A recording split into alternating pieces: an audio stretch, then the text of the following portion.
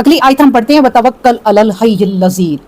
دیکھیں اب اللہ کتنی پیاری بات پر کرتا ہے ہمیں کہ اے میرے انسانوں توکل کرو علی الحی الذی، اس زندہ ذات پر.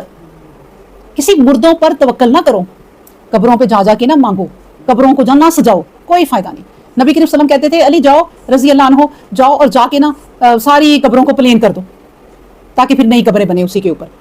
تو کس کی عبادت کرو؟ علی الحی الذی، جو زندہ ذات ہے نا، جو ہمیشہ زندہ رہنے والی ذات ہے اللہ، اس کی عبادت کرو اور کسی کی عبادت نہ کرو. لا یموتو، جس کو موت ہی نہیں ہے، جس رب کو موت ہی نہیں ہے اس پہ توکل کرو اور کسی پہ بھروسہ نہ کرو. وسبح بحمدہ، اور سنو اسی کی تسبیح کرو، اسی کی حمد کرو اور کسی کی نہ کرو. اب دیکھیں نا کبھی کبھی یہ ہوتا ہے کہ ہم اپنی لالچ میں کسی کی بہت ہی تعریفیں کر جاتے ہیں. اللہ نے یہی کہہ دیا کہ وہ جو ذات ہے نا زندہ رہنے والی، اسی کی بس تعریف کرو. کسی کی بھی تعریف کرنی ہے نا ایک حد تک کی بس کرو کہ ہاں بہن آپ کا بڑا ہی احسان ہے، ماشاءاللہ آپ میرے بڑا کام ہے. یہ نہیں کہ آپ اس کی تعریفیں کرنے میں قصیدے کر دو جو اللہ کی کرنی چاہیے تھی.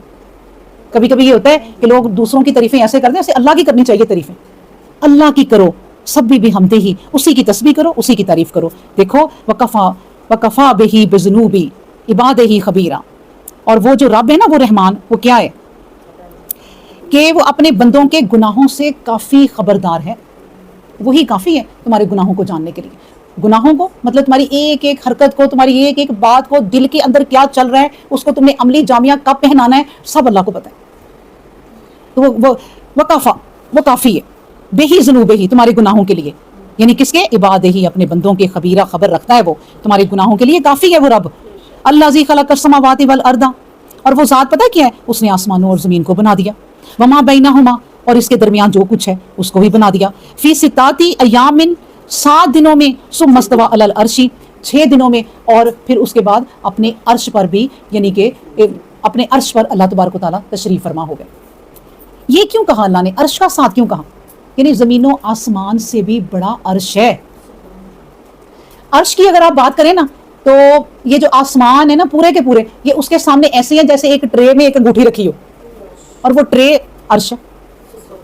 اس لیے اللہ نے کہا زمین و آسمان 6 دنوں میں بنائے، پھر وہ اس نے اپنا جو عرش بنایا اس پہ وہ بیٹھ بھی گیا. سبحان اللہ، اللہ اس کی طرف جو ہے اپنے عرش کی طرف بھی ہو گیا. اور یہ سب تعریفیں اللہ تعالیٰ کی، اپنے عرش پر وہ جلوہ فرما ہو گیا. سبحان اللہ. الرحمن فاسأل بہ خبیرا. اللہ دیکھیں ذرا اللہ کی باتیں بڑی پیاری ہیں. اللہ کہتے ہیں کہ دیکھو یہ جو تمہارا رحمان ہے نا، اب اللہ کے نام بھی جب شروع ہوتے ہیں نا تو اللہ الرحمن الرحیم الملک القدوس السلام، تو الرحمن سے شروع ہوتے ہیں. تو اللہ تبارک و تعالیٰ کہتے ہیں وہ جو رحمان ہے نا تمہارا، اس کے بارے میں کوئی چیز سیکھنی ہے نا، نالج، تو کسی خبر کرنے والے سے، خبر رکھنے والے سے سیکھ، کسی عالم سے سیکھ. اپنی زندگی جو ہے نا کوئی تھوڑی عالموں کے پیچھے لگ کے گزار دو، وہ تمہیں بتائیں گے کہ تمہارا رب کیا ہے. اگر تمہیں کچھ نہیں نا پتا تو جاننے والوں سے پوچھ لیا کرو کہ رب کیا ہے، اس رحمان کے بارے میں جانو کہ رحمان کیا ہے. اللہ کہتے ہیں وَإِذْ قِيلَ لَهُمْ، اور جب ان سے کہا جاتا ہے اسجدوا، کہ سجدہ کرو، کس کو؟ للرحمن، رحمان کو. تو قالوا، وہ کہتے ہیں وما الرحمن، رحمان کیا ہے؟ دیکھیں اب کیونکہ نبی کریم صلی اللہ علیہ وسلم سے یہ سوال ہو چکے، انہوں نے کہا ابھی تو نبی کریم صلی اللہ علیہ وسلم اللہ اللہ کرتے تھے، اللہ ایک ہے، اس کا کوئی جوڑ نہیں، اس کے سوا کوئی نہیں، اب رحمان کہاں سے آ گیا؟ تو اللہ نے کہا انہیں بتاؤ کہ رحمان کیا ہے. رحمان جانو نبی کریم صلی اللہ علیہ وسلم سے. نبی کریم صلی اللہ علیہ وسلم کو ہم آیتیں اتارتے ہیں تو اس کی تفسیر بھی بتاتے ہیں اور احسن طریقے سے تفسیر بتاتے ہیں. سب سے پیاری تفسیر اللہ ہی بتاتا ہے. تو رحمان کے بارے میں جاننا ہے تو خبر والے سے جانو، کیونکہ وَإِذَا قِيلَ لَهُمْ، جب ان سے کہا جاتا ہے کہ سجدہ کرو تو وہ کہتے ہیں قالوا وما الرحمن، رحمان کیا ہے؟ نسجد، کیا ہم سجدہ کریں؟ لما تأمرون وزادہم نفورا، تو کیا ہم اسے سجدہ کریں جس کا تو ہمیں حکم دے دے. ان کا تو بس یہ بدکنا جو ہے نا وہ نیری نفرت ہے. وہ کہتے ہیں کہ اے نبی اب آپ جس کا حکم دے دیں ہم اس کو سجدہ کر دیں، اپنے سارے معبود چھوڑ دیں اور صرف اللہ کو سجدہ ہم کریں.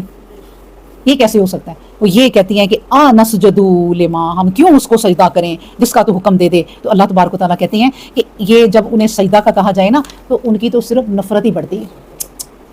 ان کے دل میں نفرت، یعنی کہ اللہ سے دشمنی، اللہ کے فرشتوں سے دشمنی، ان کے دل میں صرف دشمنیاں ہی ہوتی ہیں. تبارک الذی جعل، مبارک ہے وہ ذات، بڑی بابرکت ہے وہ ذات. کون سی؟ جعل فی السماء بروجن، جس نے آسمان میں برج بنائے. جس نے آسمان میں برج بنائے، وجعل فیہا سراجن، اور جس نے اس میں پھر ایک چمکتا ہوا سورج بنا دیا، وقمرا منیرا، اور مہتاب بھی روشن بنا دیا۔ اللہ اکبر۔